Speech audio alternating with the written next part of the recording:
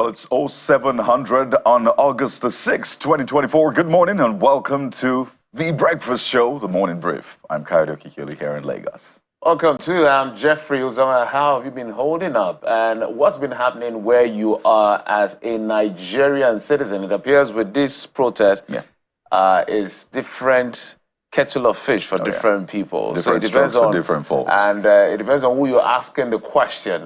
Those who live in Lagos have a different narrative. Those who live in Enugu have a different narrative. Indeed. The people who live in Kano have a different narrative. So it depends on who you're talking to. So our job this morning and on the show is to compartmentalize all of this. By the end of the day, we're looking at how to better Nigeria for all of us. There's some great news coming from Paris.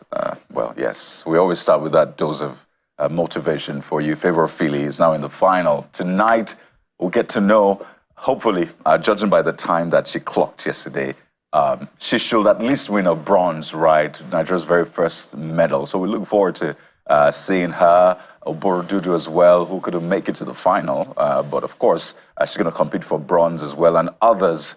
So big ups. I know that there's that debate about what man can do or what men can do. Women can do better. And it looks like they're showing that in the Olympics with the D-Tigress doing great stuff, Favor Philly, even Toby Amusho and the rest doing great things. So maybe this is a clarion call yet again to ensure there's equity, equality, whatever you call it, but ensure that women are given more opportunity, not just in sports, in leadership positions, in organizations, in the home as well, because clearly women bring a lot more to the table. I didn't plan this, Jeffrey. It just happened. What's going on? Well, if that's what the facts are saying, that's what the facts are saying. Mine is pretty simple. Make sure that over 10 billion naira that we're spending on all of you to head to Paris, we're not spending it for you to go and have a great time and relax. After all, the organizers themselves, they didn't give you that kind of bed you're looking for. Okay, just make sure that that money doesn't go to waste, because the last time we went to London, 4 billion went to waste. We just went there to participate. And sometimes I used to wonder, when you go for such competitions and maybe you come last, what really runs through your mind? So you spend an entire 4 years to watch yourself be the 8th on that lane of maybe 100 meters. It can be quite painful to spend 4 years waiting to be the last person. But the fact that you went for the Olympics is a different game entirely. You are now an Olympian. Whether you win a medal or not, you can describe yourself as an Olympian, someone who went to the Olympics. By the way, there are millions, if not billions of people that want to go to the Olympics. And something hit me, Jeffrey, quickly. You know, a lot of the funding for this year's Olympics is actually from private hands. So there is more, they're more efficient with the spending. It's not what we used to have in the past, that you get all of the government funding and you spend anyhow. It is private funding. And when you have private in something, you know that they want to ensure that every penny counts. And I know a lot of people have drawn similarities that maybe we should have some more corporate governance when it comes to governance in Nigeria and across board. Because when you have that mentality, you know, there was a joke on social media when it said Nigeria did not meet its revenue target. And someone said, if you were presenting this at an MPR in a bank, you imagine the kind of vitriol, in fact, some say you will resign if you're presenting an MPR. MPR essentially is a monthly performance meeting where you put on board what you've been able to achieve as a banker. So if we begin to treat government as that, governors, are you able to meet your revenue target? Are you able to meet the basics that you promise to people? Whether you're a member of the National Assembly, local government chairman, president, minister, there should be that sort of MPR, a monthly performance rating. Were you able to meet your target? If not, so that you go through the door or you do better. If we do that, a lot of people will not have jobs. Trust me. Well, if we do that in private sector, why not do that in government? Because a lot of sentiment comes in when it comes to you know, the public sector. A lot of sentiment comes in. A lot of people want to bring in the issue of quota system, ethnic nationality, tribalism, if you will, religion. So it gets complicated. The requirement for, in some spaces, looks like it looks like the more notorious you can be, the better for your people. Come on. At the end of the day, so if we're going to assess people, let's even start from these guys. Some of them, do they really know what the people want? So I've been evaluating statecraft and how people make decisions when it comes to statecraft. At the end of the day, there are two ways to it. Some people come and say, I'm going to make your life better.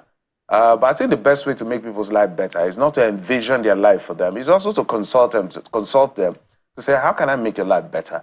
And then you improve on their ideas. Because it feels like some governors, some leaders, some presidents, some local government chairmen, some leaders in every space within the political space will come up with ideas and they'll say, look, I did this fantastic thing. And the people are wondering, you didn't do anything for me.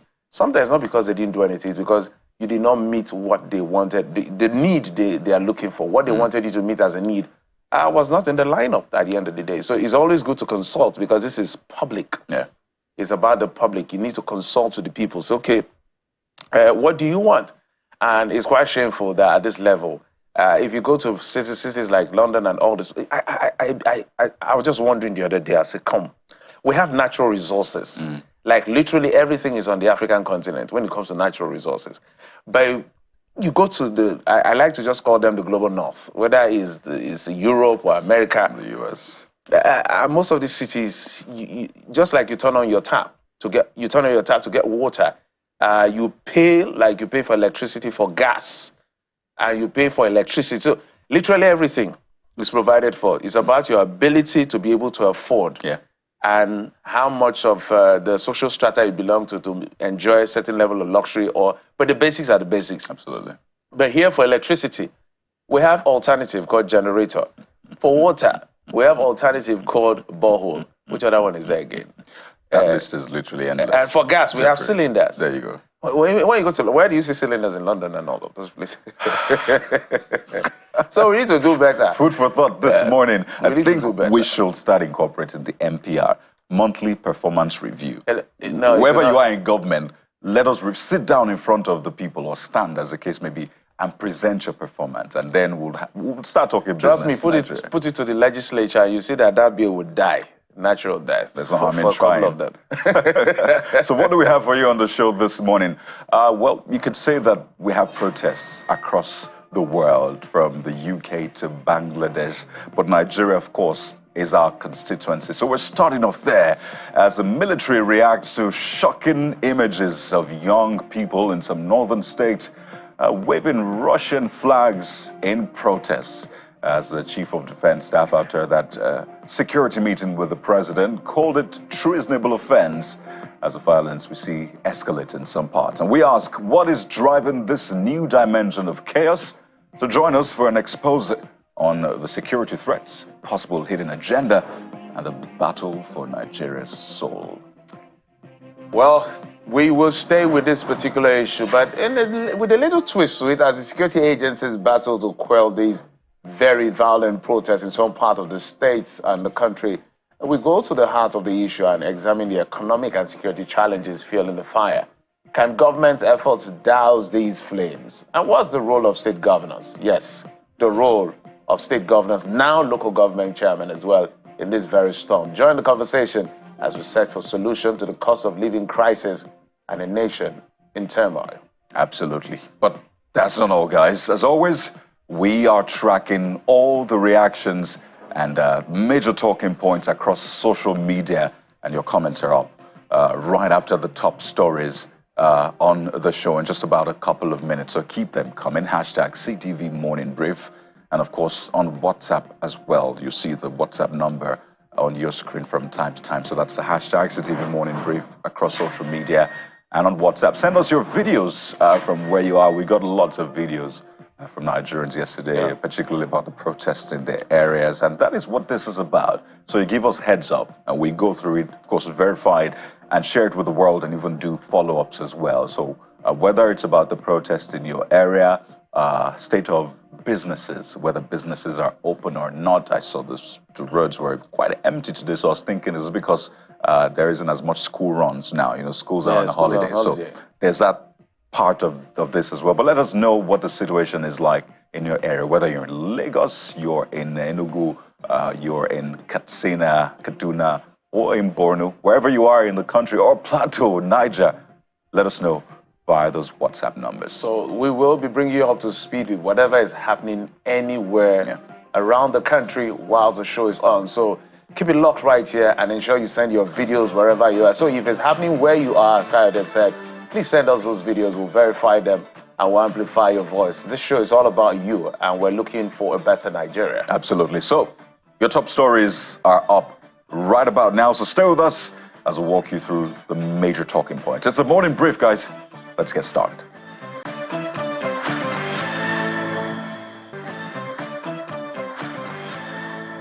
Top stories on the brief at this hour. The Chief of Defense Staff, General Christopher Musa, is sending out a warning to people carrying foreign flags in Nigeria to cease from such an act, describing it as a treasonable offense, and those caught will be prosecuted.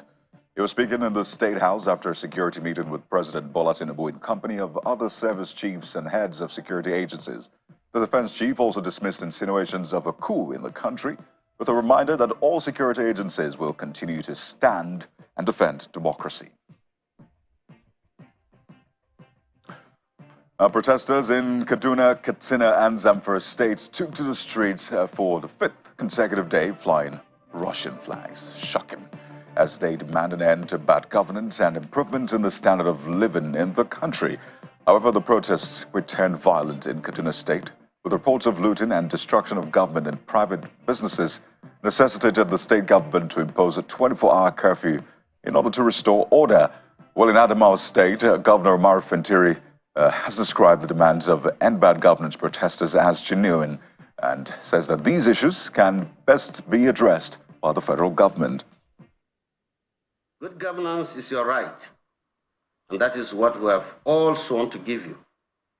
That is what is our trademark in Adamawa State. As a government, we don't really need to protest you don't need to protest to remind us of this sacred responsibility. We are doing our best to cushion the effect of your hardship. We are particularly conscious of the disturbing youth bulge with a growing unemployment rate that is alarming. Well, let's tell you that the Nigeria police have arrested one Ahmed Taylor, who's alleged to be responsible for the mass production of Russian flags in the Kwanahudo area of Nasarawa local government area in Kano State. Addressing a news conference organized by the Strategic Communication Interagency Policy Committee, the Force Public Relations Officer, Mr. Olumiwa Adejobi, says 30 persons have been equally arrested in Kaduna for flying the flags. He also announced 873 persons with criminal intent who he said infiltrated the End Bad Governance protests have been arrested in Kaduna. We have arrested one Ahmed Taylor from Kwanahudu in Nasarawa local government area of Kano State for producing in large quantity Russian flags given to young Nigerians to go and fly. Our presence is not to harass anybody, not to intimidate anybody, but for us to protect our national assets. In the lead up to this protest, the Nigerian intelligence and security agencies uncovered plans by subversive groups and vandals to hijack the process. I have not got briefs about any arrest. Maybe after the conference, if there is any information about any arrest that I can confirm, I will definitely get to you. Staying with the shocking images of Russian flags being waved by young Nigerians, the Russian government has denied any involvement in the use of its flag by some protesters in some parts of northern Nigeria. The denial was contained in a statement by the Russian embassy posted on its website. The embassy denied any involvement in the use of its flag by protesters, nor the chance for President Vladimir Putin of Russia, adding that none of its officials is involved or coordinates such activities. The state adds that Russia maintains the principle of non-interference in Nigeria's internal affairs and expressed respect for Nigeria's democracy. And staying with the protests, the Kano State Police says suspected sponsors of protesters flying Russian flags have also been arrested as the Kano State government expresses fear of having foreign influence. Also, over 600 suspected looters have been prosecuted in mobile courts. Going about with the flags of any other country has no business with the Kano State government, and we are not aware of anybody who has the right to do that. Over 600 that have been apprehended. Now, the charges include theft, unlawful assembly, criminal conspiracy, mischief by fire. And the DSS have also been able to arrest the person or one person who was distributing those flags to those unsuspecting young boys and girls. It's not really something that you can just easily have a position. And if it has a foreign connection, it's even beyond now the state government, because this is now for the federal government to deal with. Staying in northern Nigeria, this time in Bauchi State, in response to escalated violence in Azari town and its surroundings, the Bauchi State government has imposed a 24-hour curfew in Katagum local government area. The decision follows significant damage to government buildings and residential properties during recent protests. According to a statement from Barrister Ibrahim Kashim, the Secretary of State Government, says due to the deteriorating situation in Azari and its environs, leading to destruction of public property, stealing, and victimization, Senator Bala Mohammed, the Executive Governor of Bauchi State, has approved the imposition of a 24-hour curfew in Katagum local government area in order to contain the situation. The government has also directed all security agencies to address the unrest and apprehend those responsible for the violence. To the nation's capital, where heavy security presence dominated major streets of the FCT Abuja on the 5th day of the End Bad Governance protest. Now, some of the roads were cordoned off as motorists were redirected to use alternative routes. Some protesters who arrived at the MKO Abiola Stadium in coaster buses were dispersed by policemen. Day 2, we gathered again at MKO Abiola Stadium. The same government of Bola Ahmed Tinubu that went to court to get a court order to restrict our activity to MKO Abiola Stadium. The same government of Bola Ahmed Tinubu also brought talks to meet us the same venue where they have gotten court order to restrain our activity, to limit activity. They still brought us to the same venue to come and unleash talks on us. This morning again, they have also brought us to come and unleash violence on us. And unfortunately for them, their own very police now fire tear gas at the talks that the government brought to come and unleash mayhem on innocent and peaceful protesters. In the morning around 7. I just come out. I saw some people came from Nasarawa with tires, starting burning tire in this our car rejection mosque. Immediately, by the time I saw them, I quickly called the depot of Karu. Before 10 minutes, the depot of Karu arrived, and then we started to stop the people. By the time we finished them, some people just run away to this Yanya. As you can see, most of those shops are closed. It's due to the protests. A lot really happened in the morning. They are burning tires and even fighting the police due to the protests. That is why you see some soldiers hanging around the area. They are even trying to burn some house here today, but due to the soldiers, they try to block some issue like that. So that's why the soldiers are surrounding us to protect the environment. And here in Lagos, protesters returned to Ojota to continue their protests against what they describe as the government's anti-people policies. The protesters, which include members of a campaign for the defense of human rights, gathered outside the Gani Farami Park and expressed their grievances as they vow to continue until the demands are met. The same situation in River State, where the protests continued in the south state, where a massive crowd blocked the Port Harcourt refinery junction. At some point, it was almost infiltrated by some area boys who destroyed the traffic control cubicle at JDB Roundabout, Odili Road, Port Harcourt. However, the presence of security operatives put things under control, preventing them from disrupting the peaceful protest procession.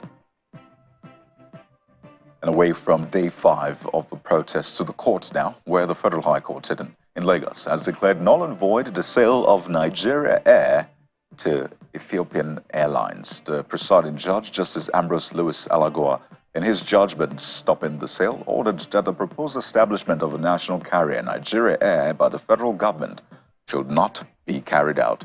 The judge made the order while granting the relief sought by the plaintiffs, the registered trustees of the Airline Operators of Nigeria, and 5 others in the aviation industry. And outside the country now, British Prime Minister Keir Starmer says violent protesters who had targeted Muslim communities will swiftly face the full force of the law.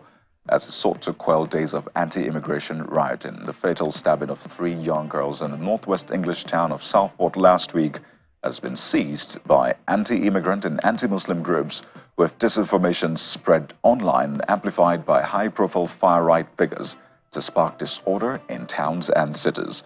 Police chief said they had arrested 378 people since the start of the unrest and warned of lengthy prison terms for those found guilty of violent disorder. And to sports news now, Favour of Philly, as she was in tears after she stormed to the final of a 200-meter race in the 2024 Paris Olympics. She finished with the season's best of 22 points. Well, we wish her nothing but the very best, and we say, bring it home for us, ladies. But what are you saying about the top stories, particularly on social media? Well, Jeffrey joins me as we walk through the major talking points on social media. Absolutely, Kayode. So let's get straight to it. One of which, of course, the big one, has to do with all the security issues that Nigeria has been facing in the past few days. Protesters flying Russian flags are committing treason. That's according to the defense chief, General Christopher Musa, saying for flying the flag of another country within a sovereign state. Of course, he says it's treasonable offense. So this is how you reacted to that statement. Ubaidi 70 said, I think those flying the Russian flags have done it intentionally in order to frustrate federal government to do the needful and call them to order. People are suffering. The cost of living is unbearable. And let FG act fast to ease the suffering of the people. And you see, most of them are young Nigerians. Yes. I mean, look at them. And I can wager that majority of them don't even know. They were probably just handed these flags. If not all of them, literally do not. You know, when I see these images, one of the things I've taken away from these protests, besides the hunger and the hardship and all of that, is this ready, amateur assault mercenary that everybody can pick up because of how the Nigerian state has managed its affairs. Literally, these are young people that should be in school, studying, or be in vocational center. Or but right have now, some wards or guardian. These are like reserve team for anything that anybody can pay for. Whether you want them to cause mayhem or you want them to do something peaceful, these young people, literally most of them, know next to nothing about what they are doing. They were just handed maybe some chicken feed, just small money, and they're out on the street. So this is not the intention of the protest. This is out of order. So it's important to go beyond arresting just the tailor to arresting those who are behind the tailor, because obviously someone must have paid the tailor to make this flag. Exactly. Take a look at what Farouk, that's F_Tabawa, has to say about this. Says, I think we all agree, that's the next one, that I think we all agree that it's wrong to fly any flag but the Nigerian flag at protest ground. But this is a twist for this user. But allowing the military to loosely throw around words like treason at the naive actions of a few protesters is a green light for violent crackdown, allowing the protests to die a natural death. Jeffrey, there's been a debate, and it's that when it's peaceful, they're called protesters. But when things go awry, they're called hoodlums. And people have said, now it's a very tricky one. Can you call the people who are looting as well protesters? But no, it's, call them hoodlums and call those who are peaceful protesters. It's a tricky one, definitely. Even the president in his speech, the third paragraph, I don't know whoever wrote that speech. It's a very tricky statement he made there, that the protest organizers had promised it to be peaceful. Right? When he listed all the places that things have turned violent. So I don't know when it became the responsibility of protesters. So making them take liability carry the liability for that. So it's neither here nor there. Anyway, let's see. This is Arewa World, I think so, says, it's now becoming sad, to be honest. The desperation is just too much. In a military regime, probably yet, but in a democracy, I don't think so.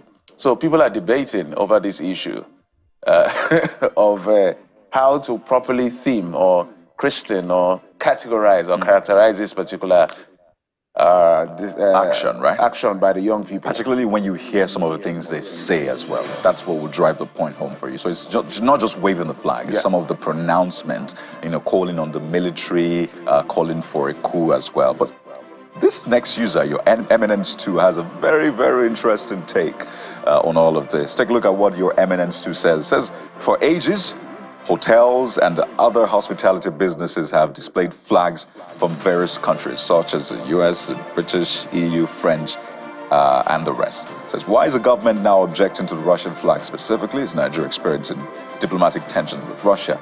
I don't understand. Again, you have to properly contextualize Yes, exactly. It's not just flying the flag. The fact that they are calling on Russia, the fact that they are calling on the military to take over, that is not acceptable. I'll give you what has happened in the sub-region so you can understand why the Nigerian government is quite very uneasy about this. Absolutely. We've seen what happened in Burkina Faso, Niger, neighboring Niger, and other countries around the West African sub-region.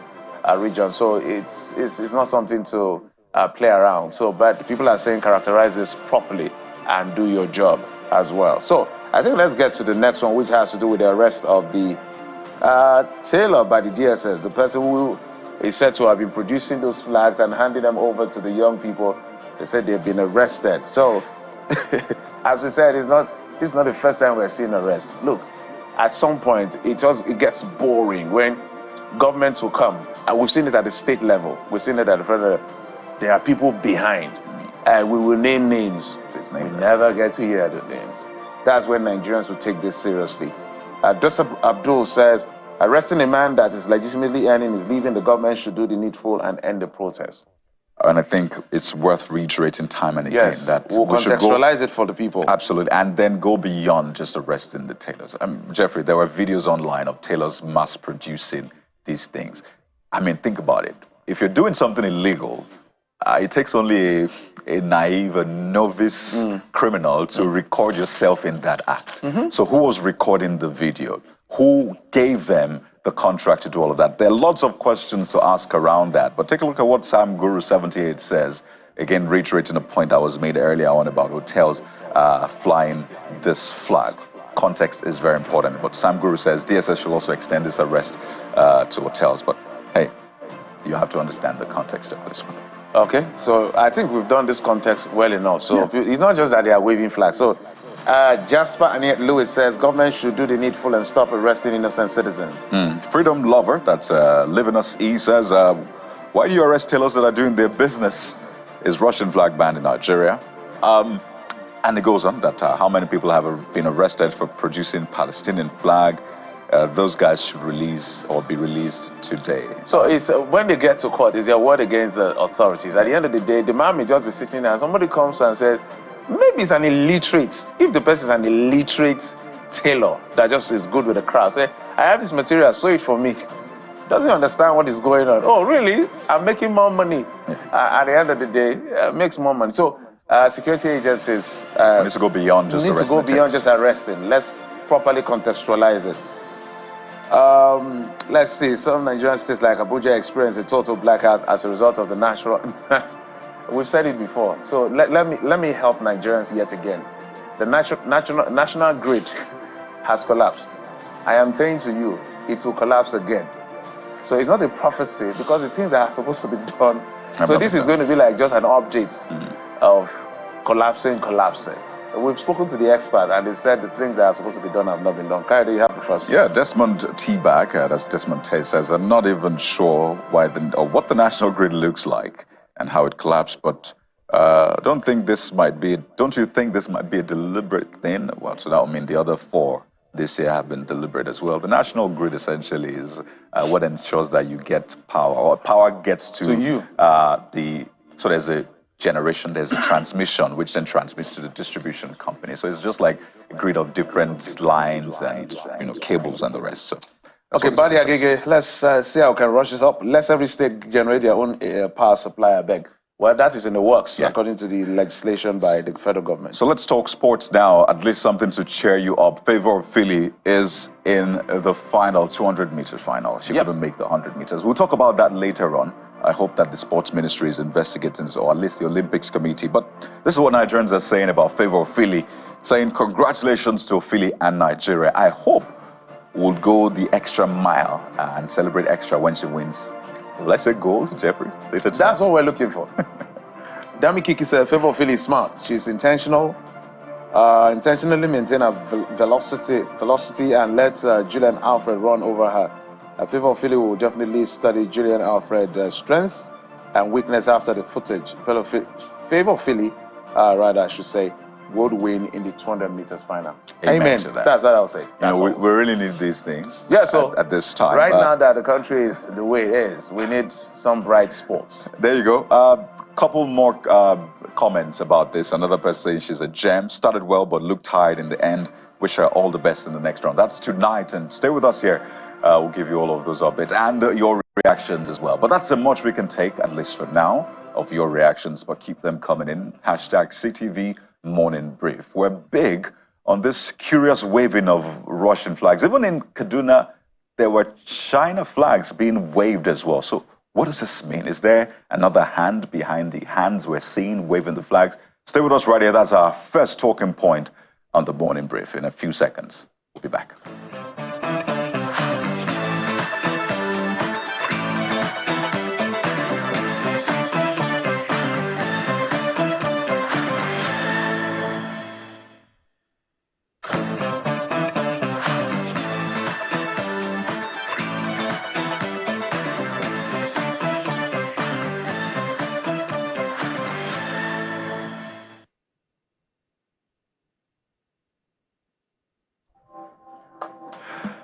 Lunch.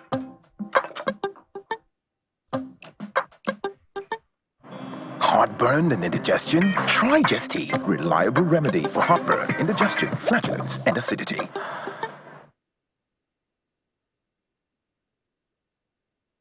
Two-hour meeting with Mr. President, we explained to him in details the current situation on ground since the riots have started. And what we realized is that, yes, initially people said it was a peaceful riot, but we have warned against it because we realize that there are individuals that are willing to take advantage of it to cause mayhem, and we can see clearly what has happened since it has commenced. Criminals have taken over, a lot of looting, a lot of stealing, and all sorts happening. And besides that, we're also aware that I'm seeing, all of us have seen it, where some foreign flags have been flown within the sovereignty of Nigeria, and that is totally unacceptable. We are warning in clear terms, and the president has also said we should convey this, that we will not accept anybody, any individual flying any foreign flag in Nigeria. That is treasonable offense, and it will be viewed and treated as such. So nobody should allow himself to be used by any individual. Also, the issue of coups. Nigeria is a sovereign nation. Nigeria is a democratic nation. All security agencies are here to defend democracy and make sure that democracy continues to strive. We will not accept anyone pushing or taking any action, seemingly or for whatever reason, to want to push for any change of government. Democracy is what we stand for. Democracy is what we continue to defend. The military is going to step in when it is out of bounds. And we can see that for people, subversive elements to push individuals to carry Russian flags in Nigeria, Nigerian sovereignty, that is crossing the red line, and we will not accept that. And those ones who have done that will go in for the books, and they're going to be prosecuted.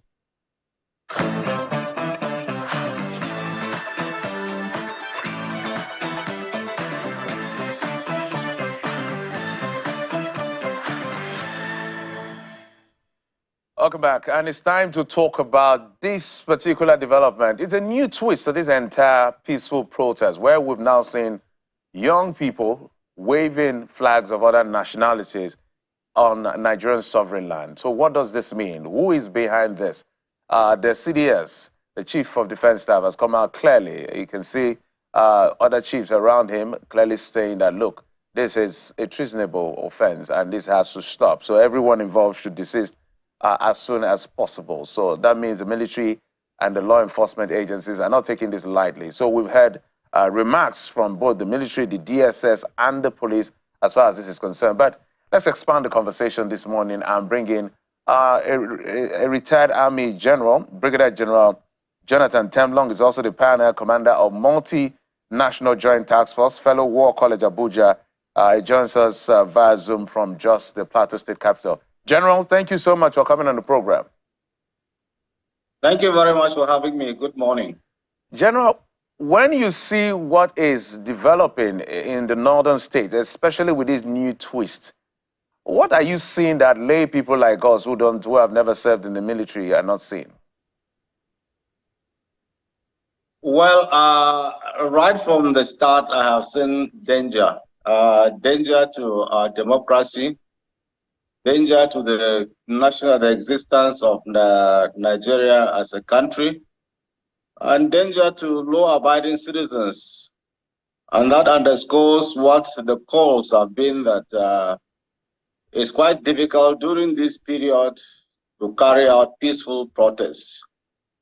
Now, when you see young men from around age 5 to 20, 30, carrying flags of foreign countries, a foreign country on our own soil, and chanting that they want the ability to take over, it speaks a lot of, it speaks volumes. First of all, if you know, the flag is a symbol of our sovereignty. And that's why if you watch the Olympics now, any winners of the trophies or of medals, at the end of it, the winner of gold, the national anthem of his country is played. And then the flag of that country is raised above those who got the silver and bronze. It means that he is carrying the flag of that country. Today, when you see young men who hitherto should have been in school or gainfully employed are being used as cannon foders to come out flying the flag of Russia. If you had not told them it's Russian flag, I'm sure some of them don't know that's a Russian flag. Is to say the least something that is frightening. Looking at what has happened just at the Sahel, if you go up north, Niger has actually virtually been taken over by the Russians. So also is Burkina Faso and Mali. And so if the Russian influence is that much, it means then the Russian influence is creeping into this country. And so we should investigate it beyond just people carrying flags, as it were. The second thing is that the tailors who are sewing those things were mandated and funded by some people. Who are those funding them? So I know the security agencies are onto it. Thank God they have arrested the major one, because I saw the clip yesterday and I sent it to some of them. I said, look, and then thankfully they had already arrested them. So it is good that you look at those things. Beyond those, there are those who are funding that. There are those who brought that idea. And what are their intentions? Do they want the Russians to intervene, or are the Russians behind them? The Russian government or the embassy has come out to deny it. Well, you expect that that's what they should do in the first place, because nobody accepts to do that unless he is caught red-handed, because it's against the international conventions. So any country, if they are doing it as part of their espionage, then it has to be within the boundaries of international laws. So they wouldn't even accept openly. But then I think we should go beyond that and do that. Right. But yeah, you want to ask a question? Yes, I was going to follow up quickly. Please, what are the odds? Ahead. What are the odds, really? And I want you to maybe lay the cards bare for us, because there are different theories flying around. We saw the tailors sewing the flags. It's like a criminal filming, the moments that they were committing the crime. I mean, no criminal will do that in that sense. But we saw those videos being recorded, and they weren't doing like they were doing something wrong. It was like they were just doing their jobs. The video was posted online. Then someone got those flags, handed it over to young people, very young Nigerians, as we could see in those clips, and perhaps told them something to chant. Because a lot of them are probably not politically conscious. Maybe they were handed some money and they were told, this is what you should chant. So the theories flying around is this being sponsored to quell the protests, the End Bad Governance protests? So the genuine peaceful protesters will see this and say, you know what, let's stop the protests, because we do not want things to go awry as they already are. Or this is a foreign influence. Or this is something deeper. I know you must have sat back to take a look at the options. So what do you expect the security agencies to be telling us now, beyond arresting the tailor? What more must they do so that we get the real root cause of this? Well, thank you very much. I think you don't underrate what these people are doing and what their intentions are. Just looking at the face value and saying that these are innocent people. Unfortunately, the coming of social media in the country came in with a lot of people not knowing where their boundaries are, with irresponsibilities, and you see, criminality in Nigeria has become something that people celebrate. So if you see people taken to court for stealing or for armed robbery, you see them posing for pictures or to be taken.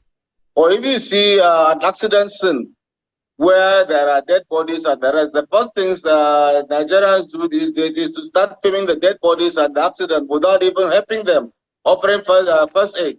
So it's not something that you just think is from the blues that the trailer is being filmed. I think they are doing it as showing that their prowess, that that's what they are doing, probably even to their sponsors, showing them this is what they are doing.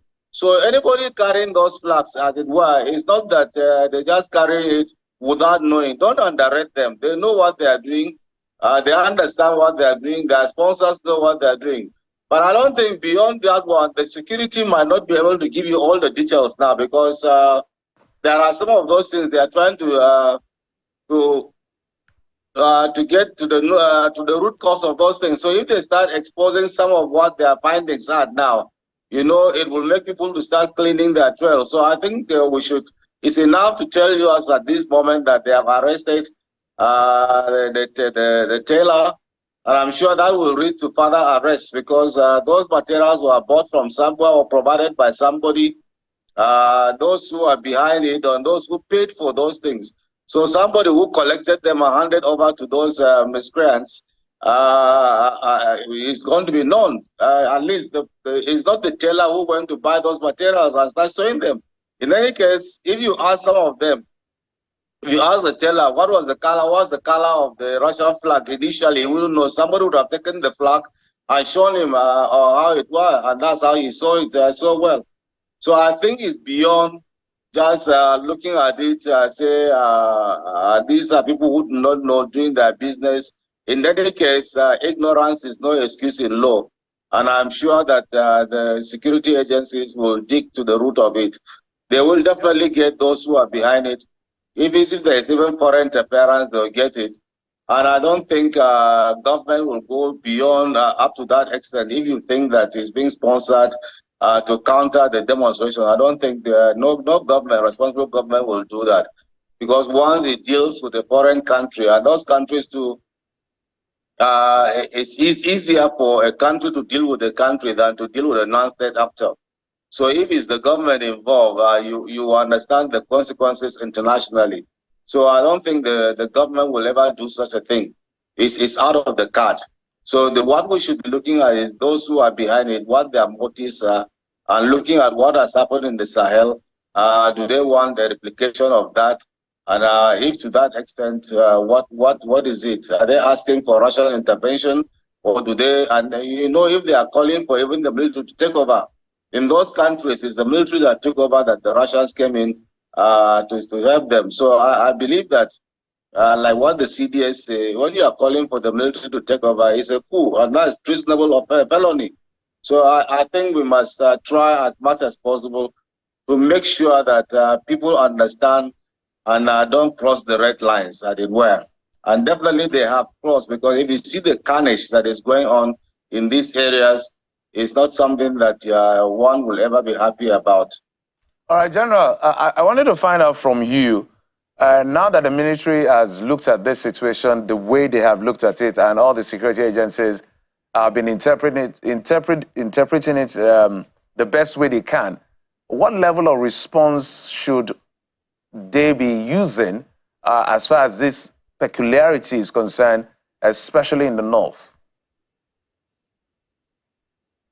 Well, in the north, as you see it, if you see what's happening in Kano, Zaria, and even Jos yesterday around Bauchi Road and Zololo area, and Katagum now of recent, Kaduna, you'll find out that it has actually escalated. But you know, for the military, in a democratic setting, there are procedures for taking over. And the IG has clearly stated it, that when it is beyond them, they will call in the military. But I'm sure yesterday they assessed the situation because the president was briefed. That was the essence of the National Security Council yesterday, was to assess the situation and see the response and then look at how they are going to do to continue. And if the police come out to say that it's beyond them, then the military will be calling. But if it's still within their ambit and what they can do, then they'll continue with the set of response. The military standing by the side to provide the necessary aid to military and to civil authority.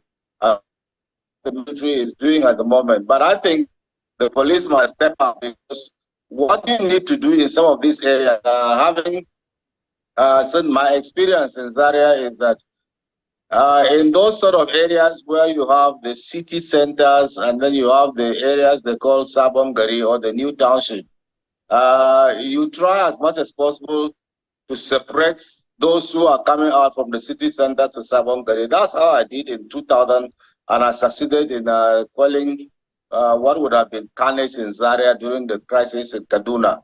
So you need to stop, those hoodlums or those miscreants. These young people are more predominant in certain areas. Right. Try and separate them from where they come in to the areas that there are commerce, because what they do is they're coming purely to loot. So when they move to the areas that the commercial areas, stop them from coming to the commercial areas and deal with them within their enclaves. All right, General, without giving into any conspiracy theory, you remember during the NSAS, it was predominantly in the south. Lagos got perhaps one of the biggest hits. Now this protest and bad governance is now the level of violence we're seeing as an offshoot of this for people who have hijacked the process is in the north. Is there a reason for this? Well, everybody who a right-thinking person saw what in the north has been there for long, and I blame squarely the northern elites and our governors. You remember during the Metasini riots, late Abubakar Rimi, the governor of Kano then, said that, and I think he said within the next 5 years or so, they were going to stop the Almajiri system of education and make sure that all the children that were born should go to school, Western education, and make sure that they are gainfully employed or get this thing. He had a lot of resistance. Because these people, whether you like it or not, these are the cannon foders that we use. What are the Boko Haram employ all these ones? You have children roaming around the streets, they call them Almajiris. And we asked during this national confab, I was there, and I asked the former minister, I said, look, why are we even flaunting that the federal government builds Almajiri schools for us? Is it the responsibility of the federal government to build primary schools for states? That's a local government responsibility with states. What have they been doing with their resources that they cannot be able to build and provide for these citizens?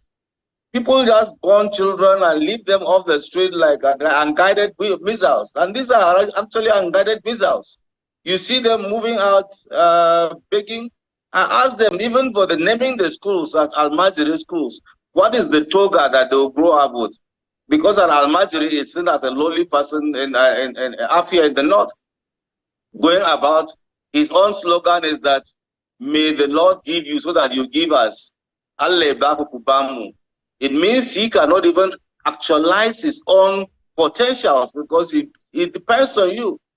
What is in it, not in him that the Lord has given him, is not realizable because it has to be somebody to give him, and he's contented with life at that. But right now, those who even used to give them the stipends cannot, because we were living a false life. Somebody will just be feeding about 50 or so of them in his frontage, and they sleep there, they provide gas for him. Tomorrow, if they want to attack an opponent or they want to use them for politics, they just set them up loose on you, and then they go and thumbprint and do all whatnot. They unleash terrors on citizens. So everybody saw these things was coming. It's that the insecurity in the north was coming. Where do you think the bandits get their bent from? Where do the Boko Haram recruit their people from? It's from all these people who are unemployed, these people who do not school, these people who have no hope. These people who just sit down and see life at it where, and then, you know, the easiest thing again is that, unfortunately, they are under the influence of drugs.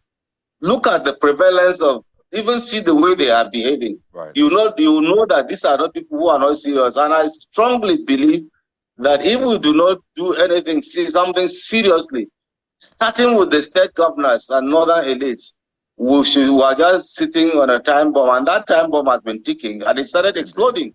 So I believe that we must do something. We don't sit down and start taking federal government. Federal government is too far away from these areas.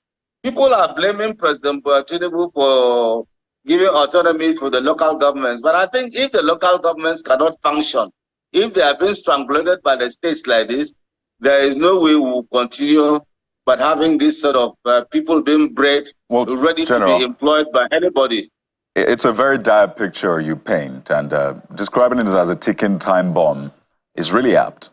Just ready army, those thousands, if not millions of young people, they're like a ready army waiting to be recruited, as we've now seen playing out in some northern states. There's been another debate about this flag looking like the armed forces flag or not. I would just like you to speak to that briefly. Then we'll dovetail, because you talked about the different levels of government. You've talked about the role of local government, state governments as well. What do you expect to be hearing and seeing from state governments in terms of the approach to this? What a lot of them have been saying is, we'll take your message to the federal government. But in terms of the security and, of course, quelling these tensions, I wonder what will be your take on the expectations from governors. So two things. One, for the people who are saying, well, this looks like the armed forces flag. Maybe it is the armed forces flag. You are in the know. You can speak to that. And what you expect from subnationals. Well, definitely that's not the armed forces flag. And if you look at it, the internet has made it so easy for you that you can just Google the armed forces flag. Okay, look at it even by the left of the president is the armed forces flag. And so that is completely different from the Russian flag, because there is the red is the army, the blue is the navy blue, and then the air force, and then the Nigerian green. So it's quite different from the Russian flag. So the armed forces is the three arms, the branches of the armed forces that is on that flag that you see. So I think it's just people trying to turn logic on its head. It's not the armed forces flag at all they were trying to fly. It would have been easier for them, like up north, like in Kano area, is what they actually see mostly is the army and the air force. The navy is not much, and so it would have been easier for them to have flown the army and the air force flags in any case. So I think that's not this thing. But coming to the role of the subnationals, I think the governors have failed Nigerians. And I'm saying with a lot of responsibilities, and it's so painful to me. You see, what are they doing at their own level to augment what the federal government is doing? They are the ones at the grassroots and not the federal government. For goodness sake, the federal government has got what they call a strategic reserve. It is from those reserves that they send out the rice or the foodstuff and the fertilizer that they have been distributing to the governors, to distribute to people. And when it even gets to the states, the distribution itself is skewed. In fact, the delay. We saw that happen during the NSAS. There were food all over the stores until people broke into them. They were not given to Nigerians until some of them had died before those things were broken and looted. It's the same thing playing out. And why?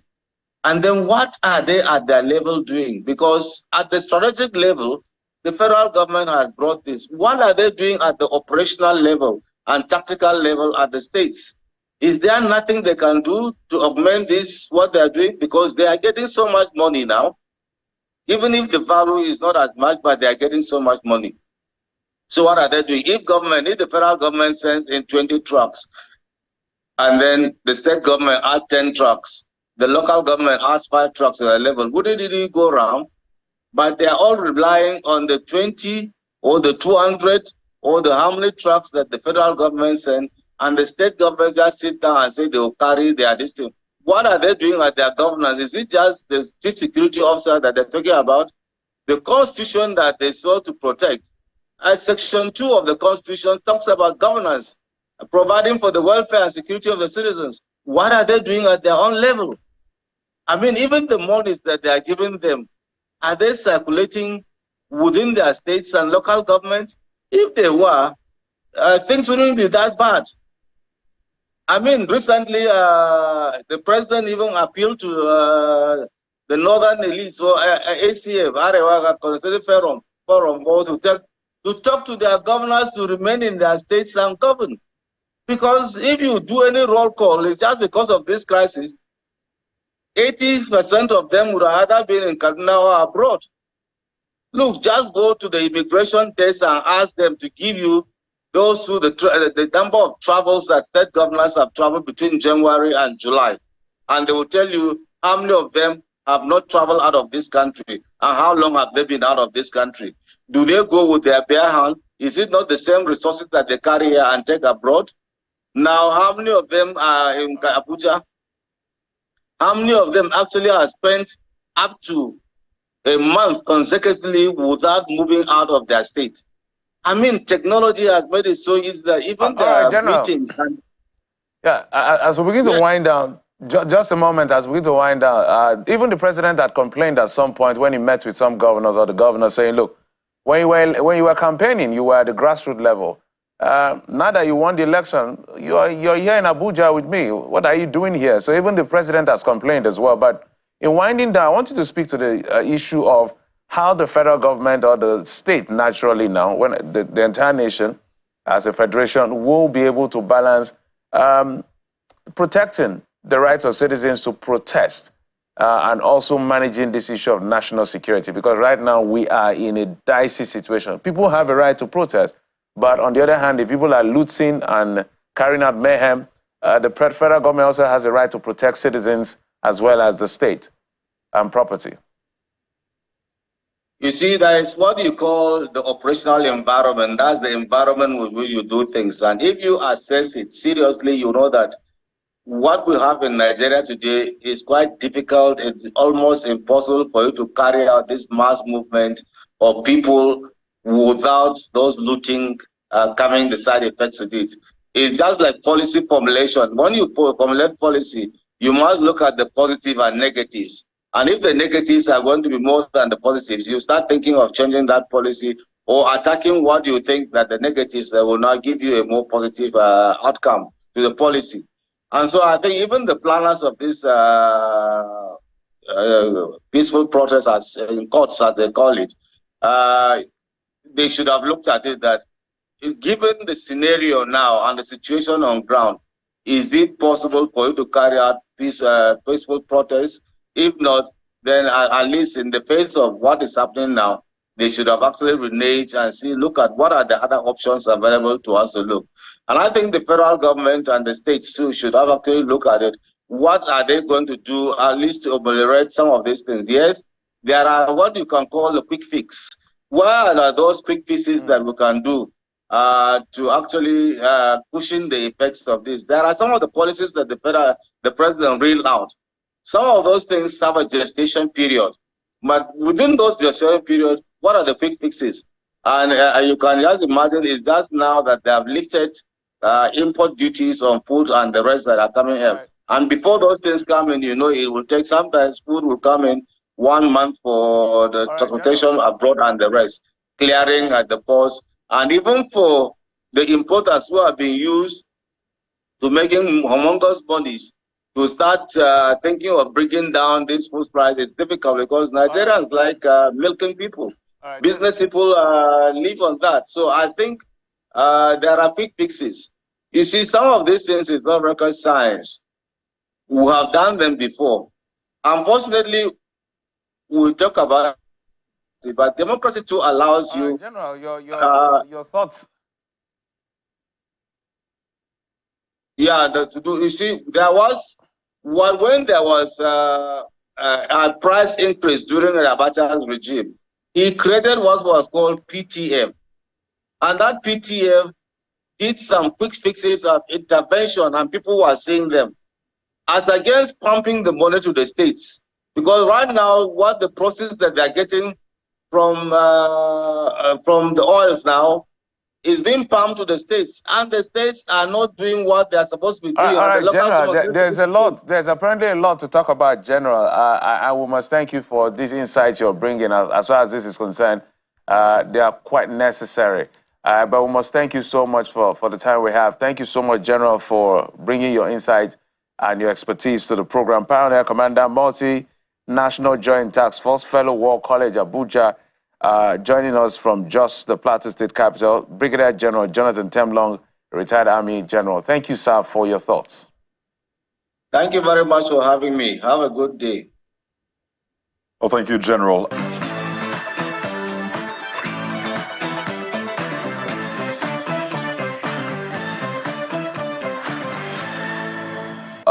Let's turn our attention to the welfare, the economic side of things. And we have joining us on the program here Jonathan Ichave, who's a co-founder, Cesar Empowerment Foundation, joins us via Zoom this morning. You're welcome to the program, madam.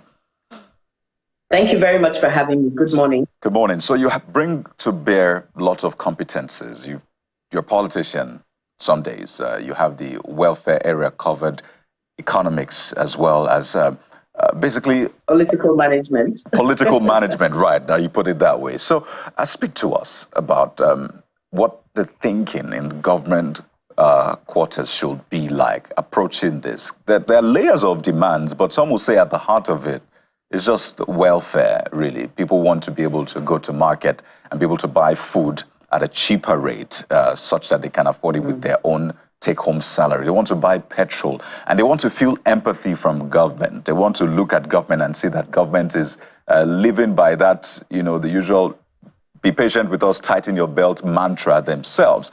So how do you expect governments across board to carry themselves to ensure that this is quelled? Thank you very much. I think first and foremost, we should remember, and the government seems to not remember, that the sovereignty belongs to the people of Nigeria, according to our constitution. But the way our government carries on, it's whoever is in office, head of office at the moment, their word is law, and they do things that are extremely, I would even say, unpatriotic. The retired Brigadier General who spoke before me was talking about patriotism. And it's very ironic that the Nigerian government expects Nigerian citizens to be patriotic, to not protest, without putting in effort in themselves to be patriotic. If we look at the elections, for example, the APC, I'll speak as a politician, but also as an observer, the APC actually had some people from the Niger Republic coming in. There were two personalities, I can't remember their names now, who came in and joined them on the campaign. I mean, who does that? And when people complained, the president, current president right now, had nothing to say about it. This is what his party was doing. So the hypocrisy of the current party, of the government, it's mind-boggling to perceive. Now, when we talk about the social welfare of the people, they forget also their primary job, and they're answerable to the Nigerian people, is to provide for the security and the welfare of the people. They provide for their security and their welfare without providing for ours. So you're telling everybody, tighten your belt. You came in and you declared them on the inauguration day itself without a plan in place that fuel subsidy was over. At the same time, you floated the Naira. Who does that? Without a plan in place. There was no clear long-term plan. There was no clear plan to address the basic fundamentals of the economy. How are we going to generate power? How are we going to move from consumption to production?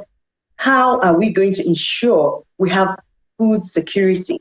Because we're dealing with insecurity. In the last year alone, between 2023 and 2024, Nigeria Mourns, a group and coalition of civil society organizations, estimates that at least 9,000 people have died as a result of violent terror attacks or other violent related incidents, including members the gallant members of our security forces as well.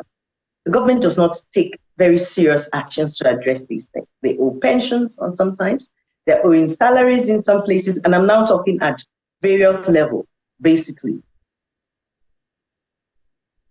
Right. Hello? Yes. I'm sorry. It's okay. Hello, can you hear me? Yes, absolutely. Please go ahead. I'm talking at various levels right now. So it is extremely unfortunate.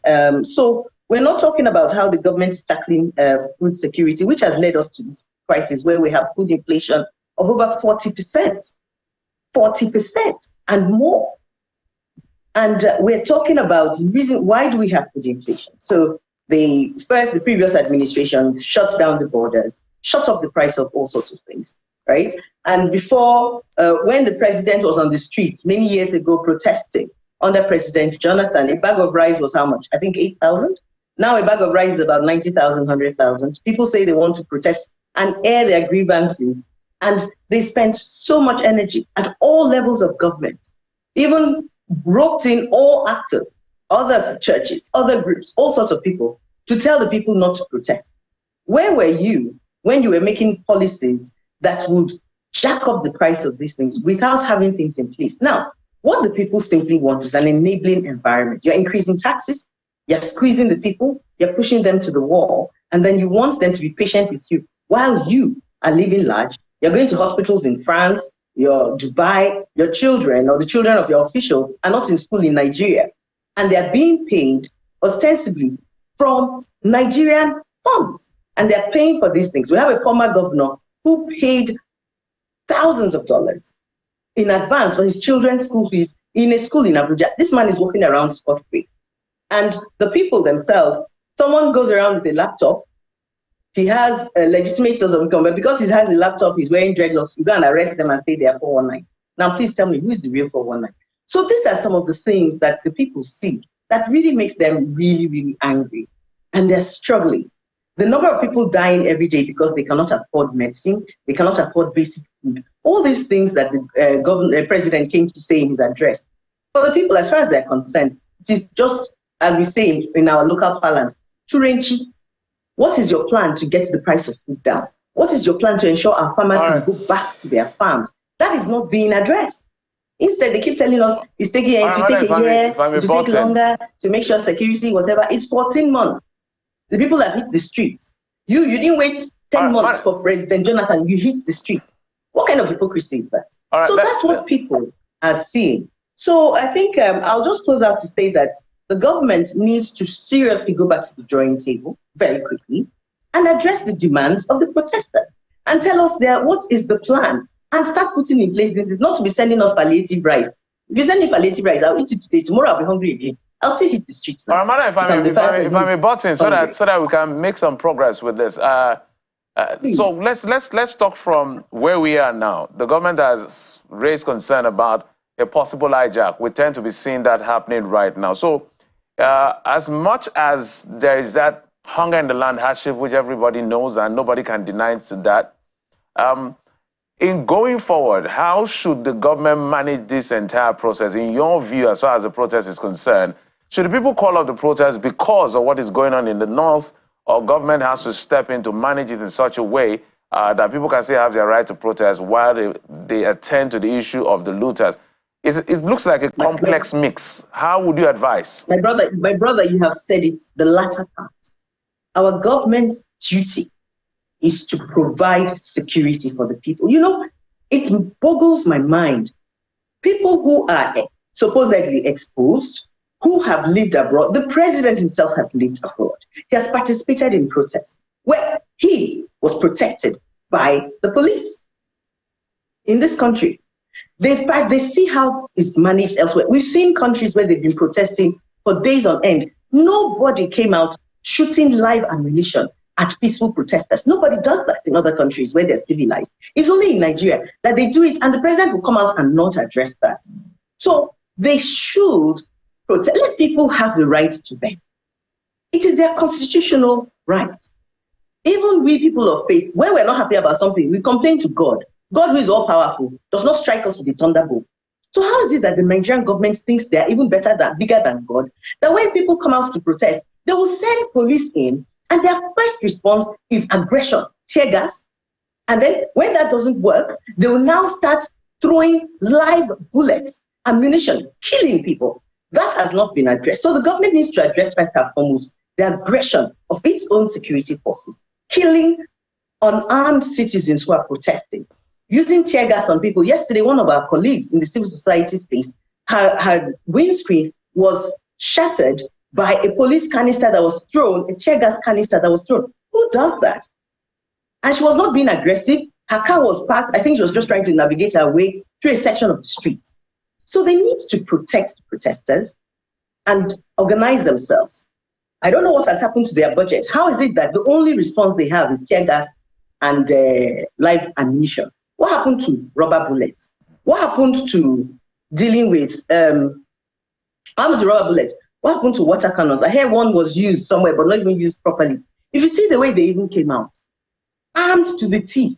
Meanwhile, we're losing 9,000 people on average in the last 1 year due to kidnapping attacks and so on and so forth. Our children are being abducted in schools. When that time comes, you don't see that kind of aggression all across the nation. Yes, our forces are doing their best in fighting some of the Boko Haram and so on and so forth, right? But when it comes to dealing with innocent citizens, we now see all this ammunition. That's not the way to go. So the government, on its part, needs to recognize the right of the people to protest, because they too protested. When they come out of office, they too will protest. And they should set the tone for making sure that protesters are safe. Lastly, please, I will say this. This happened during NSAS. This is happening now. And the government needs to get out of this terrible, ungodly behavior where peaceful protesters are protesting. Thugs are attacking those protesters.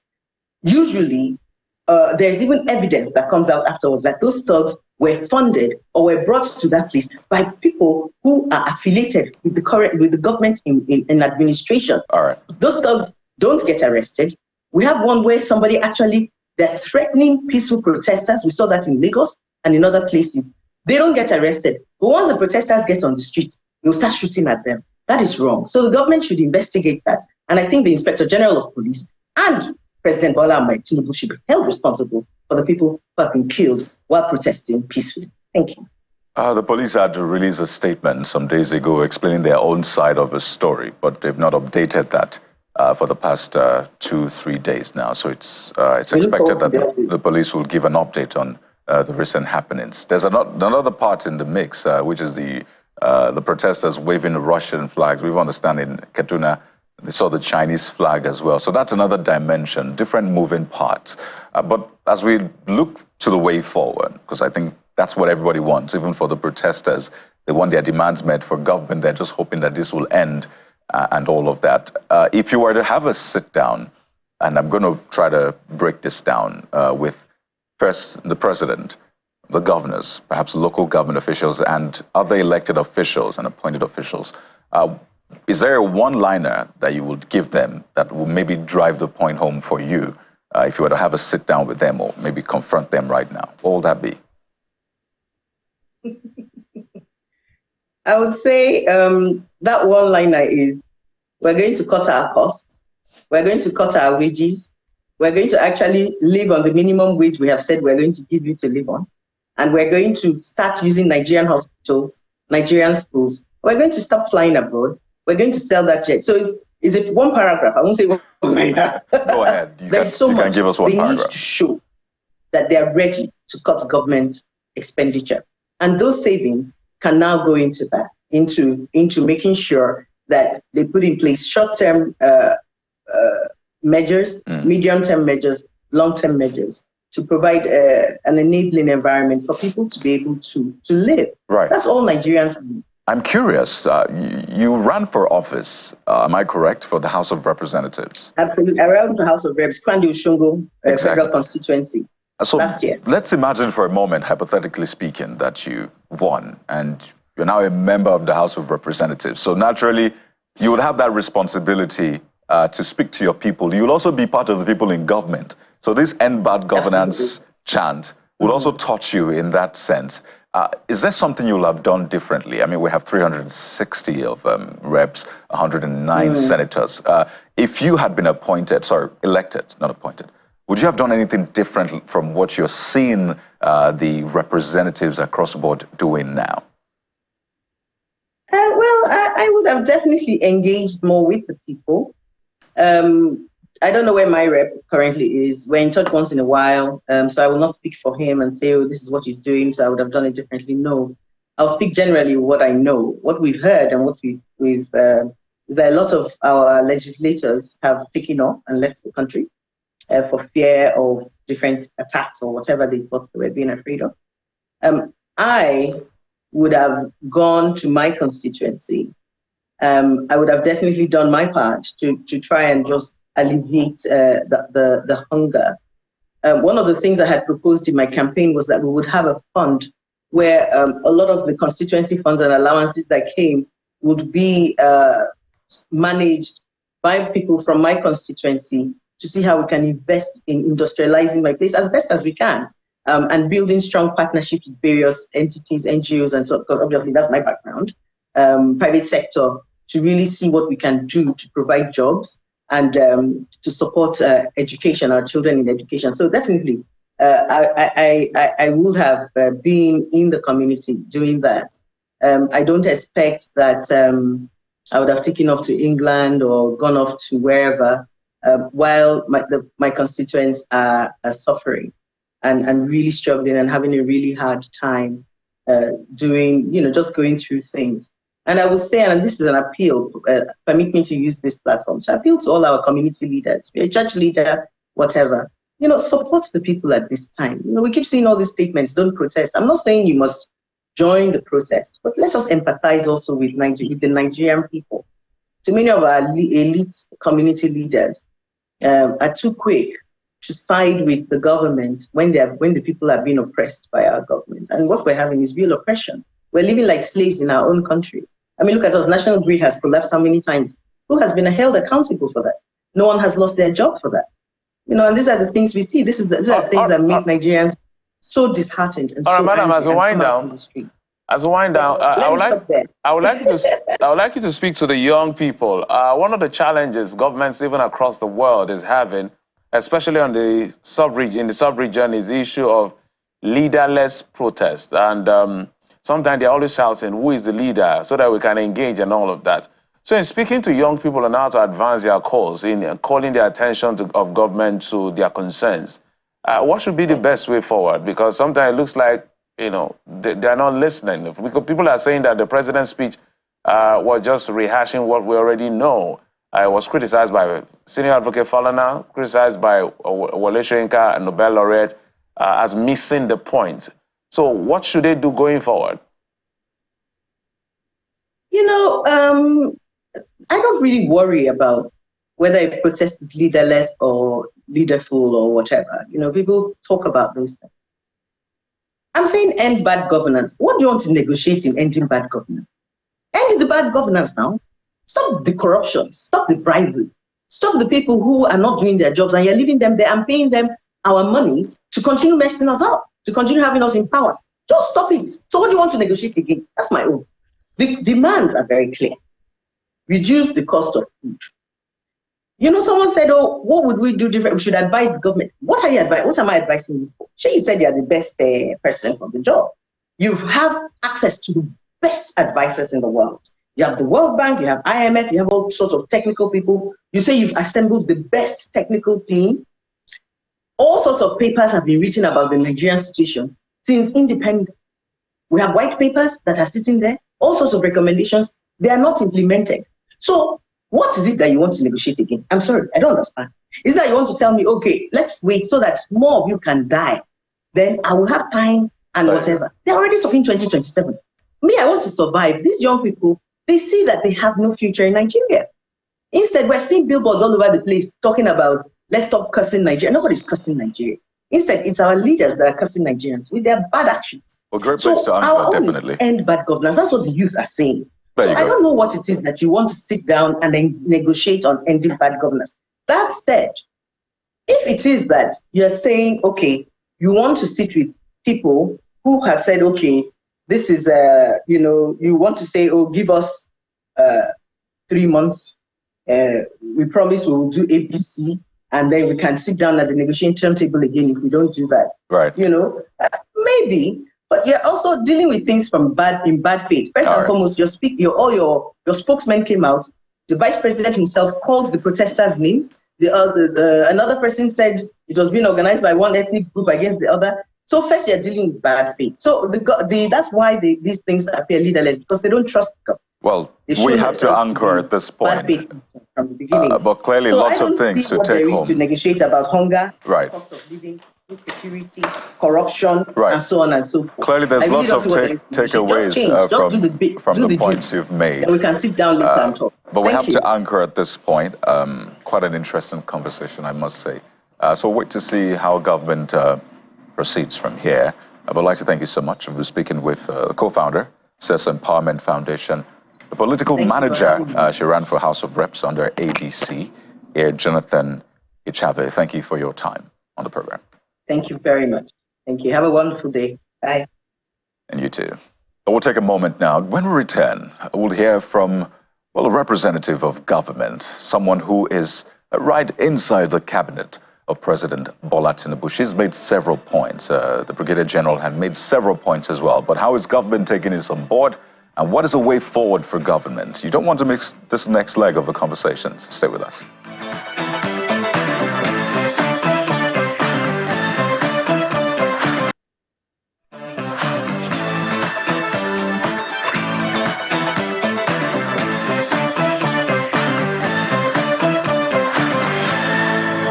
The government should listen to us. You heard a Nigerian speaking there on the streets. Is the government listening? Beyond that, what is the government doing to show that it is listening to its people? We have joining us the Minister for N.Delta Development, Engineer Abubakar Momo from our Abuja studio. Good morning, Engineer Momo. Welcome to the Morning Brief. Thank you very much. I'm sure, as I say, your ears are full, hearing from Nigerians their demands on and off the streets, on social media. End bad governance is what they're asking for. Well, you can break it down into different things. End hunger, return petrol subsidies so they can buy petrol at a cheaper price, fix the food inflation so Nigerians can feed themselves, and the list goes on and on. At this stage, how have you been able to internalize this, first as a member of cabinet and someone who, of course, represents a people as well? Well, thank you very much. It is true that I've listened to what Nigerians have been saying. If you watch carefully, you discover that most of the things that have been said, they are issues that government is already addressing. On the issue of hunger and the rest of them, it is all over, not only in Nigeria, and it's as a result of the world economy changing. Today, in government, a lot of measures have been taken in order to address the issue of hunger. Recently, the federal government has released, suspended tariff on food items. And this will go a long way to addressing some of the challenges we are facing on food security in Nigeria. But the only thing is that it will still take some time for this to materialize, in the sense that you cannot just get this thing done immediately. It will still take some time to import the products and then get things stabilized. And beyond that, I listen to those who have been saying that, particularly the youth, who have been saying that this government is not doing enough and we want things to be done differently and the rest of them. And the summary of everything has to do with the increase in fuel prices. But let me make it clear. I think in Nigeria today, with the withdrawal of subsidy, people should know that, of course, money is now made available to different tiers of government, both the state and local government level.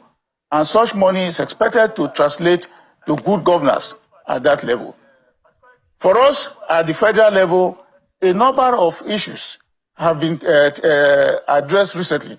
For instance, when there were complaints that fuel, or rather diesel, is being sold at dollar rate to Dangote and other local refineries, Mr. President quickly convened a meeting of the FEC and directed that henceforth, crude oil should be sold to local refineries at the dollar rate. And the purpose of doing that is that with that, it will help to bring a lot of measures in addressing the increase in dollars, the rate of naira to dollar. And what that one is addressed, tremendously, it will help to translate the economy. And at the end of the day, Nigerians will be better for all. But here and apart from that, if you watch some of the measures, yes. Right. You can land on that point before I follow up. You can quickly land on that point, Minister. You said? I said you can land on that point before I follow up. Yes. At least the government is doing a lot. And the moment we're able to stabilize the dollar to the naira, you will discover that a number of issues will come down. And this issue of fuel prices and the rest of them will also reduce from there, because the price of fuel today is as a result of the increase in the in dollar. All right. And once this one we're able to address it from this angle, you discover that quite a number of issues will begin to find their level. Okay, let me just follow up now, Minister. Yes, there's a global reality, but there's also our local reality. Removing subsidy, unifying the exchange rate, that just pushed things above the roof. In fact, beyond the roof, really. So while there's a global challenge, our decisions in-house has also put us where we are right now. And you've talked about some of these measures. Some will say that these measures that are just coming out now should have come with the removal of subsidy rather than wait over a year before these pronouncements are made. So Nigerians will have to wait some more months before they start feeling the impact of some of these measures you speak to. But some of them are meant to be immediate. For example, the federal government has been saying states have been given bags of rice. In your state, Edo State, there's been the controversy, government saying, we did not receive any bag of rice. We've had other state governors also saying, we've not gotten these bags of rice yet. So for the measures that are even meant to be immediate, they are not feeling the impact. Minister. Well, thank you very much. I think for any governor to say that he has not received trucks of rice, 20 trucks of rice, it's not be fair. In the case of Edo State, we have just measured. Look at what happened. You see, read from social media and the television, how people went into warehouses, broke into warehouses, and brought out these goods. The state governor, for instance, got his own. And I can say in clarity that there are some state governors who, of course, are engineering this process. Because even himself, you have just measured, the governor of Edo State, you have just measured. Recently, when the protest started, he was the one that organized people at the Kick Square, addressed them. And at the end of the day, what did he say? He said, I'm going to carry your message to the federal government. That is to Abuja. We are talking of head of bad governors. The pressure is given is that it is the bad governors is at the doorstep of the federal government. Whereas the resources of this country is being shared among the 3 tiers of government. We should expect such a person to address the problem we have in Edo State. How many roads has he been able to tie? How many erosion problems has he been able to solve? But rather, what he does is that if government brings relief like this, he will back them and put his name. We saw what happened during the COVID, and that is the same thing that is happening today. I watch on the screen so many governors distributing their relief materials, both rice and fertilizer. For instance, I watched the Bayelsa State governor directed that no person in government should get any dime of this rice. And the same thing, some other states that I watched on the television. But in the case of Edo State, there's nothing like that. On the issue of this measure being put in place before the withdrawal of petroleum subsidy, I can tell you that if Mr. President did not withdraw subsidy at that time, it would be very difficult to operate a government. It would be very difficult because the kind of government we inherited is one that certain measures had to be taken. And moreover, he did measure when he was campaigning.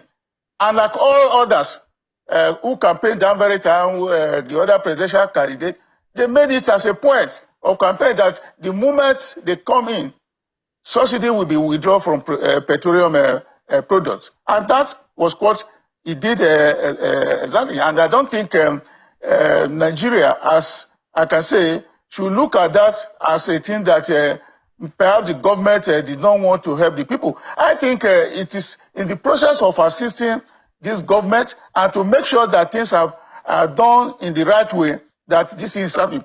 If all these measures that he has taken now, particularly withdrawal of subsidy, have been taken long time ago, we would not have been experiencing this. All right, Minister, there are going to be pains, some pains, but going forward,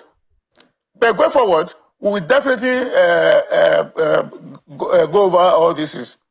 All right, Minister, if I'm about it, okay, I'm happy you landed on your thought. My guess is that the Edo State government will have a response to what you just said, because they've come out to say that they've denied all of that. So reiterating it, I guess they'll be able to respond to you at the appropriate time. So let's come to the ministry. Let's come to the commission you superintend as the Minister of Niger Delta Affairs. Let's begin with the good governance in that space, because the perception with the NDDC, excuse me, is that it's alleged to be like a cesspool of corruption. And we've seen that over and over again. So I'm going to ask you questions that border on that. But let's begin with the fundamentals. The NDDC in its composition itself, let's talk about the good governance there. According to the NDDC Act 2000, there should be an MD and 2 executive directors, whether it's in Section 10, Section 2, and a repetition. But now we have 3 executive directors. Can you explain to Nigerians why that is? Or have you observed that to be an aberration or inconsistent with the law that establishes the commission? That's on one hand. On the other hand, before you come in on board as the NDDC, Niger Delta Affairs Minister, there were investigations of different MDs and administration over corruption. What has happened to those investigations? We remember the off-your-mic incident when current Senate President, Godswill Akpabio, was NDDC Minister, and all that played out, and everybody was thinking something will come out of that investigation. We don't think anything came out of it. So what's been going on, sir? Well, thank you very much. On the issue of the composition of the board, there's nothing that is against the provision of the law. Actually, the original act provided that there should be a managing director and 2 executive directors. But before the composition of the current board, there has been an amendment to that very act by introducing another executive director. So the act as it is today is that there are going to be 3 executive directors along with the managing director. So there's nothing that has been done by this administration in line with the composition that is against the position of the law. Then on the issue of NDDC, as far as the issue of audit report is concerned, I think that audit report was released to government long before we came to this administration came in. And we have been asking for the report in order to implement some of the measures that were stated there.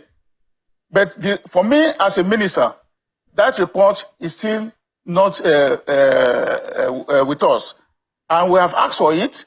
We've not been able to trace that very report. And I've also reported at higher level that this very report that was released even before this administration came in, we've not been able to see it. So I guess people who were in administration before us, they will be in a better position to explain this, because we have done our best and we've not been able to see that very report. Minister, I don't think Nigerians understand what you're saying. You're the Minister of the Federal Republic of Nigeria, sitting in cabinet with the President of the Federal Republic of Nigeria, and the man who was the minister when that audit was carried out is now the Senate President. How on earth can't you find the report? Well, when I say we don't find the report, it is not that some of the highlights of the report are not known. We know the some of the highlights on the report, but the report itself, I expected that when I took over, the report would be found within the ministry. But I asked both permanent secretary and those that were there, and they claimed that they have been asking for the report, and they've not been able to see the report. And some of the decisions that were taken at that very time They are also being gradually implemented today, even without the report. You talk about the NDTC, BSS pool of corruption and the rest of them. I will agree with you to some extent that before now, the NDDC has been a cesspool of corruption. And that's why when we took over, we gave a marching order. Having listened to Mr. President and the Mr. President directing on what to do, we gave a marching order that some measures must be taken to address most of the issues that are not well conducted in the N.Delta development affairs. And today, you can agree with me that N.Delta Development Commission, as it is today, is completely different from what it was in the past. You cannot have a N.Delta that will invite people to commission projects, legacy projects that we touched on the life of the people of N.Delta. But before now, it has never been like that. I'm sure in the recent time, you also watch the commissioning of so many projects that we touch on the life of the people. For instance, the Okitipupa electricity project. These are communities, about 5 to 7 local governments that were out of the national grid. And when we came on board, Mr. President directed that all those projects that were built and have not been completed should be completed. And I gave directives to the NDDC. And within a very short time, the Okitipupa project came on board. Honorable Minister, great achievement that you've mentioned, but I don't think we have left the issue of that report because the corruption was massive. We even had the NDDC MD fainting at sessions and all of the drama we saw. So can you promise Nigerians right here on television where they are watching you that maybe within a time that you would like to mention, you will get out the details of that report and let Nigerians know what is the content, and let Nigerians know what you will do in consonant or in collaboration with the federal government, which you sit in cabinet with, to ensure that those who are, found culpable are brought to book. This is our commonwealth. We cannot have people steal our money, and then the minister, that you as minister, is telling us that you can't find the report or you can't find all the details to be able to execute the things you want to do. Are you able to say that you will be able to get that in the shortest possible time and let Nigerians know what is the content and something has to be done, sir? Well, of course, if you had listened to me, what I said is that when I came on board, the first thing was to ask for that very report. And now that you have also brought it into focus, we will not relate on finding where the report is and bring it before the government for implementation. And all those who are found culpable, definitely they will be punished. It is not possible to take government money and just go free like that. I can assure you that we will do our best possible to ensure that this report is found at the end of the day, and all those who would have been seen to have taken government money will definitely, and not doing the right thing, will definitely be prosecuted. Well, I can assure you that. We'll hold on to that because this report, the forensic audit report, was submitted in 2021. Then President Buhari had said implementation had begun in phases in 2022. But just for Nigerians to know, where was this report last seen? Was it with the former minister? Was it at the... where was it last seen, basically? Who are we asking for from this report? Who are we asking from this report, rather? Well, as far as I'm concerned, I've given you a promise on this issue of the report. All right. As far as that report is concerned, in a very short moment, we'll get it. Okay. And once we get it, Nigerians will be aware of the content and also get it implemented. All right. Thank you very much for making that commitment, Honorable Minister. And of course, we'll be keeping tabs with you on that one. But thank you very much. You made quite wide-ranging comments about what this government is doing. The president did the same thing when he addressed the nation on Sunday, basically reiterating some of the things the government is doing. And they always say that you can't keep doing the same thing and expecting a different result. After that presidential speech, the address, a lot of Nigerians said, well, it fell short of their expectations. They were expecting something new, something different, something punchy, something that would really address the demands of the protesters and by extension, the demands of Nigerians. So don't you think that there should be a change of strategy? Some of these things are in the public domain already. And if you keep saying it and people can't see it, they start thinking, Are you trying to take us for granted? So shouldn't there be a change, first of all, in the approach? It's great we're having you talk to us. Secondly, a change, a drastic change in the approach to governance, particularly spending, budgeting, and the general, spending a lot in government, which a lot of people have complained about.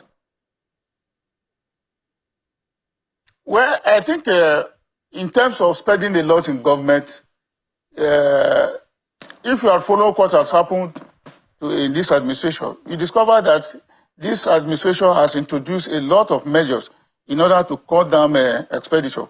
For instance, for the past 3 to 4 months, no member of this government is allowed to travel outside this country unless on a very, very important assignment. For me talking here, I have been a minister for the past 11 months. It's only one worse that I've traveled out of this country. That was to attend the climate change in Dubai. And because it was very essential to the people of Niger Delta region. I think for us, a lot of measures have been taken in order to address the issue of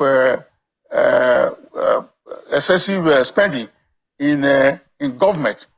And the only way by which people, of course, will expect that the address will meet their reality is for the president to come out to say, oh, I have reduced the prices of PMS up to a lower level. But what is obvious, let us also look at what is happening in Nigeria in relation to what is also happening in other countries around us and also developed countries. The PMS price as it is today in Nigeria, I think people should understand that in spite of the fact that subsidy has been withdrawn officially, government is still doing a lot to ensure that petroleum prices is still up to the level, not up to what it should have been. Because if you take a look at neighboring countries and the rest of them, the prices of petroleum products, for instance, in Cameroon and the rest of them, is well over 2,000. And government is also doing its best to ensure that the impact is being mitigated on the part of of Nigeria. So I think those who are criticizing the address of Mr. President by telling them what they already know should know too well that as far as that address is concerned, Mr. President was telling the entire country what has been achieved and what he intends to do, and appeal to the masses on the need for dialogue. So I expect that in the process of dialoguing, something good will come out. For instance, when the Nigerian Labour Congress felt very strongly that there's a need to increase the minimum wage, they came and they dialogued with government. And today, the minimum wage is 70,000, from 30,000 to 70,000.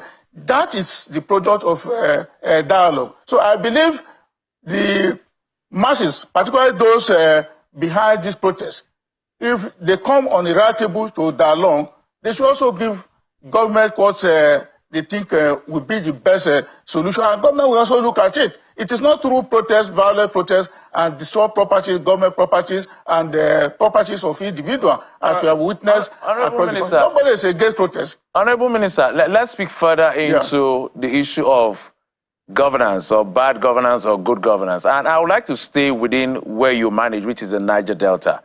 A lot of funds have been pushed into the Niger Delta Development Commission. The Niger Delta is still not as developed as it should be. The issue of the East-West Road is still a conversation even in 2024, as against Niger Delta Development Commission that was formed, say, 24 years ago. What, in your estimation, as being a minister in the last 11 months, do you think is wrong? Besides issue of corruption, we know that's a big issue. But what is the missing link that we cannot develop the Niger Delta, which, you know, they call it the goose that lays the golden egg? Well, I agree with you because I'm from the Niger Delta region, and a lot of money has gone into that region in terms of finances to develop the region. But the question you ask yourself, you may want to ask, is that who are the operators? The operators of the NDDC are from the Niger Delta region. They are the ones operating the administration of the NDDC in the region. I think the missing link is that many people are not aware that when we came on board, Mr. President had a clear focus and he directed on how to do things differently in the Niger Delta region. And that is why the progressive movement you find out today in the administration of the NDDC is completely different from what it was in the past. I call it a movement because before now, there are so many things that have been done that were never contemplated in the past. For instance, when I was mentioning the number of projects that have been commissioned within this very shortest possible time, completed and commissioned, and a number of such projects are also on board. And that is the reason why this year, the 2024 budget, provision have been made by the President to ensure that we have a soft loan to commission all those legacy projects in the Niger Delta region in order to address the issue of abandoned projects here and there. And the issue of corruption and the rest you have said, I agree with you. Right. And that is not in this administration. It is the administration, the past administration. And that's why with this new board in place, a number of measures have been taken to address the issues that people want to hear. For instance, yesterday, the NDDC has started a program where, of course, the youth and the vulnerable will be paid some stipend of about 50,000 for a period of 1 year and be renewed continuously for more period, depending upon the time such youth could be gainfully employed. Then on the issue of East-West Road, that was my main target when I took over, because the East-West Road, I was there as a member of parliament far back to 2007, when that East-West Road started. And by the time it started, it was under the Ministry of Works. But unfortunately, the Ministry of Works could only do about 8% of that project, as at that time, under the administration of President Olusegun Obasanjo. But thereafter, it was transferred to the Ministry of Niger Delta by the Yaradua administration when he now created the Ministry of Niger Delta. And the Ministry of Niger Delta was able to take that road up to 83% before the road was again handed over to the Ministry of Works in 2000, I think about 2 years ago, handed over to the Ministry of Works. For me, when I took over, the first place to visit was the East-West Road to see how we could talk to government to get the road completed. But I want to tell you now that in spite of the fact that the road has not been completed, a lot of measures are also being put in place to address some of the bad portions of the road. For instance, you could see NDDC working within the axis of Bayelsa and Ahoda.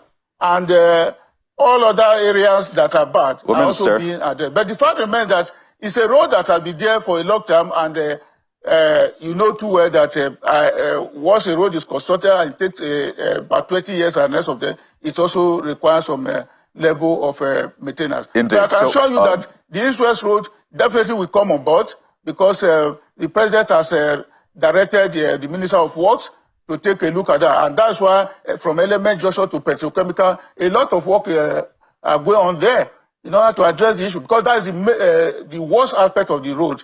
So there's a contract that's on tax credits that is going on that road now. All right. We would like a timeline. It's important to have timelines, because I always say that if things like this are not measurable, they're not time-bound, then we'll just leave it, just to the vagaries of life. So I'd like you to give us a timeline, at least for that East-West Road, because there are protests on that axis, but by the way, so it's like a pointer to what needs to be done. So give us a timeline. And as we begin to wind down, really, you've been in the National Assembly, in the House of Reps. Now you're in the executive, a member of the cabinet. And I know there's been that usual back and forth, almost some sort of Cold War between members of the National Assembly and the executive, ministers particularly, members of National Assembly say, no, the ministers are the ones spending a huge chunk of the budget. Nigerians should face them, turn attention to them. It is not us. You have tasted both. And what can you say, particularly as it regards the cost of governance? Do you still see more to be cut, or you think that you are lean enough? And I'm talking for the executive and House of Reps. Well, I'm not here to draw a joint issue with the National Assembly, although I was a member of the National Assembly on two different terms. And today, I'm a member of Parliament, a member of the FEC, Federal Executive Council. If you are talking in terms of cost in governance is not only one-sided, because you have at the federal level, you have the executive, you have the legislature, and at the lower level too, you have the governors, and you also have the local government. And all of these are supposed to operate in order to ensure that there's good governance in the country. But for us, at the federal level, a lot of measures have been addressed by this government to cut costs. And I did mention to you just now that no minister can just, as it were in the past, we just travel outside this country if the purpose of that travel is not related to its function, that will help to bring good things to the country. So that is one of the measures that is being taken to address the measures to make sure that there's good governance. And beyond that, you can see that this government is doing a lot to make sure that some of those infrastructures that were never attempted in the past are being brought on board. All right. In spite of the fact that you did mention the issue of East-West Road just now. And you are meant to give us a timeline. And you're meant to give us a timeline, Minister, for that East-West Road. On the East-West Road? Yes, please, a timeline. I think on the East-West Road, on the East-West Road, I can assure you that by the grace of God, in the next 1 year, by the time you visit, particularly the LML to petrochemical area, and the holder to the junction of Bayelsa, you will see that that road is made through. Okay, Honorable Minister, is going on there. We have to anchor at this point, but thank you for the timelines you have given us. First, for the NDDC audit report, you said that you'll get back to us as soon as possible on that. For the East-West Road as well, you're giving us a timeline, and we appreciate these engagements. I think this is what the people want, to be able to engage with government, ask the questions that are burning in their hearts. We've been speaking with the Minister, N.Delta Development, Engineer Abubakar Momo. Thank you so much for your time, Minister, on the program. Thank you very much. Well, there you have it. That has been our engagement with government at the federal level. But we have an update for you now from Kaduna State. It's meant to be day 6 of the End Bad Governance protest, and we understand that security operatives are enforcing curfew compliance in the state. Shops and markets are shut. The Sheikh Abubakar Gumi Central Market in Kaduna State capital is deserted. It's not what it used to be as a result of the 24-hour curfew imposed yesterday by the state government. And there you have the market. Just take a listen.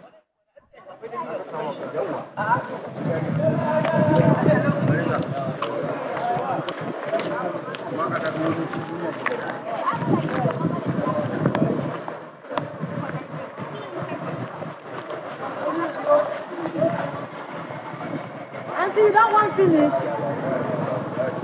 You don't finish?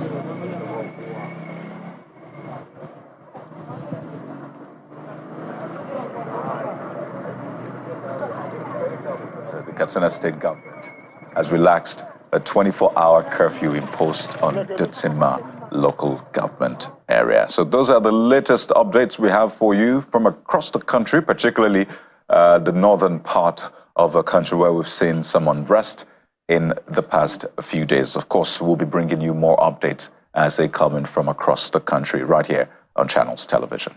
All right, so those are some of the things we're tracking. And that tracking continues throughout the day. Yeah. As far as it develops, whether in Lagos, Abuja, Kaduna, Katsina, Kano, wherever this protest is happening and the activities of the law enforcement agents, we will be covering it for you. And of course, you know, Sunrise Daily is up next. I will take it up from there. I'm Jeffrey Uzamu. And I'm Kaido Kikelu. Have a great day.